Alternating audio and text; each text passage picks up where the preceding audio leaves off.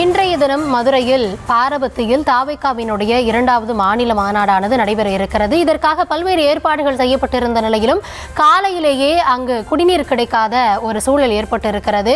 அமைக்கப்பட்டிருக்கக்கூடிய அந்த தண்ணீர் டேங்குகளில் தண்ணீர் காலியாக இருப்பதால் அங்கு இருக்கக்கூடிய நிர்வாகிகளும் அங்கு வந்திருக்கக்கூடிய தொண்டர்களும் சிரமத்திற்கு ஆளாகி இருப்பதாக கூறப்படுகிறது.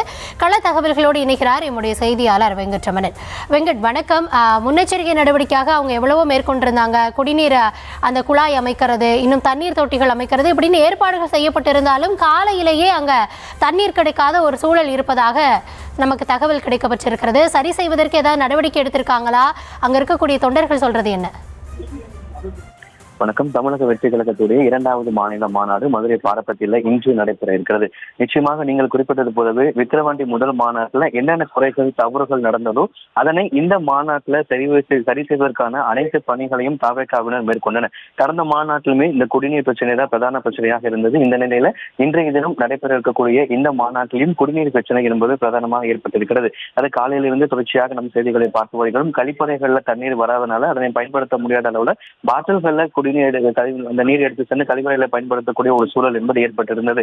இந்த நிலையில தான் ஏற்கனவே அங்கு வரக்கூடிய தொண்டர்களுக்கு நிர்வாகிகளுக்காக அங்கு குடிநீருக்கு என்று தற்காலிகமாக ஒரு இது அமைக்கப்பட்டிருந்தது. அந்த குடிநீரும் தற்பொழுது காலியாகி இருக்கிறது. ஏன்னா நேற்று தினமே களத்திலிருந்து நம்மளுடைய செய்தியாளர்கள் ஒவ்வொரு இருக்கைக்கு அருகேயுமே கிட்டத்தட்ட 8200 தூரத்திற்கு தற்காலிகமாக குடிநீர் குழாய் என்பது அமைக்கப்பட்டிருந்தது. 30,000 லிட்டர் கொள்ளளவு கொண்ட 40 லாரிகள் தயார் நிலையில் நிறுத்தி வைக்கப்பட்டிருந்தது. ஆனாலும் கூட தற்பொழுது அந்த தொண்டர்கள் அமரக்கூடிய அந்த இருக்கைக்கு அருகே வைக்கப்பட்டிருக்கக்கூடிய அந்த குடிநீர் தற்பொழுது காலியாகி இருக்கிறது. காலை முதலே போக்குவரத்து நெரிசலை குறைப்பதற்காக சுற்று வட்டார பகுதிகளிலிருந்து பல்வேறு லாரிகள்ல குடிநீர் என்பது எடுத்து வரப்பட்டிருந்தாலும் கூட இன்னும் முழுமையாக நம் மாநாட்டு திடல்ல குடிநீர் தொட்டிகள்ல தற்பொழுது காலை முதலே அதிக அளவு தொண்டர்கள் வருகை புரிந்திருக்கலாம். ஒரு பக்கம் அவர் தொண்டர்களோட வருகை அதிகமாக இருக்கிறது, மற்றொரு வெயிலின் தாக்கம் என்பது அதிகமாக இருக்கிறது. இதன் காரணமாக அந்த குடிநீர் குழாய்கள்ல குடிநீர் தொட்டிகளை தண்ணீர் தீர்ந்திருக்கிறது. பல்வேறு தொட்டிகள்ல தண்ணீர் என்பது காலியாகி இருக்கிறது.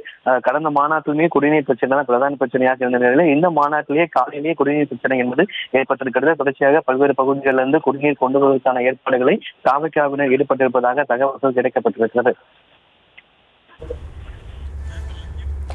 மாநாட்டு இடத்தில் காலியான குடிநீரை நிரப்புவதற்கான பணிகளை கட்சி நிர்வாகிகள் மேற்கொண்டு வருகிறார்கள். உங்களுடைய களத் தகவல்களுக்கு நன்றி வெங்கட்.